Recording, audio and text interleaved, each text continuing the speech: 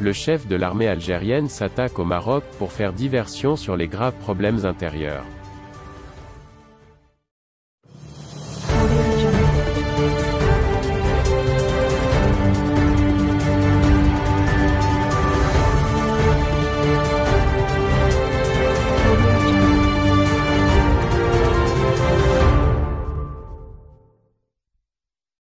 Le chef d'état-major de l'armée algérienne, le général Saïd Changria, a alimenté, depuis Oran, le feuilleton de l'escalade du régime algérien contre le Maroc. Il s'est nommément attaqué au Maroc, pays qu'il considère comme l'ennemi, le responsable des maux en Algérie. Depuis son arrivée au pouvoir, il y a 20 mois de cela, le président algérien Abdelmadjid Tebboune semble toujours frappé d'une interdiction de quitter le périmètre de la capitale algérienne pour se rendre dans d'autres régions du pays.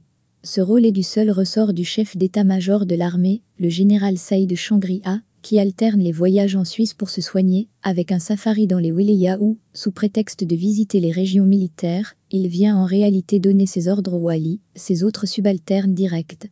Mardi 28 septembre, Changria était à Oran, où il a prononcé un discours devant une assistance en treillis militaire. Comme il est totalement désarmé face aux graves problèmes dans lesquels est engluée la nouvelle Algérie, à cause notamment du détournement de ses richesses par les hauts gradés de l'armée et les oligarques qu'ils ont protégés, Changria a fait diversion en s'attaquant au Maroc. Le royaume est à nouveau accusé d'être allé trop loin dans les conspirations et les campagnes de propagande subversive visant à réduire le rôle de l'Algérie dans la région, épuiser ses capacités, entraver son processus de développement et tenter de porter atteinte à l'unité de son peuple en semant la discorde et la division en son sein. Selon Changria, l'attachement de l'Algérie à ses principes et sa détermination à ne guère en dévier dérange le régime du Makhzan et entrave la concrétisation de ses plans douteux dans la région. Le Maroc est également accusé par Changria, et ce, sans la moindre preuve de soutenir les nombreux opposants au régime algérien, tous exilés en Europe.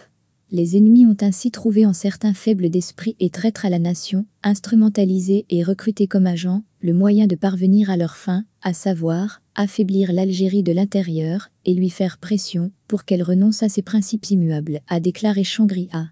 Ce dernier agite ainsi le spectre de l'ennemi étranger, dans l'objectif de créer un front intérieur ardemment recherché par la junte qui ne réussit pas à entraîner le peuple algérien dans son délire hystérique contre le Maroc.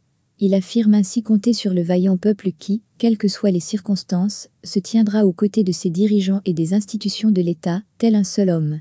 Or ce peuple n'a jamais connu autant de privations que depuis l'arrivée du duo Changria-Tebboune au pouvoir.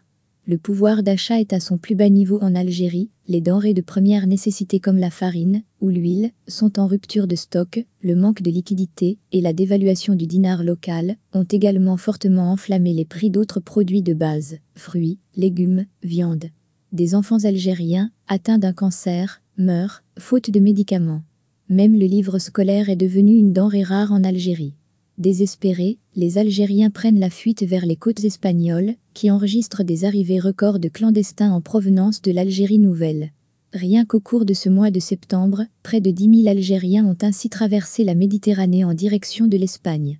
Saïd Changria n'est donc pas sans savoir que l'Algérie est aujourd'hui assise sur un volcan et que le régime est incapable de faire face aux problèmes qui rendent pénible le quotidien des Algériens.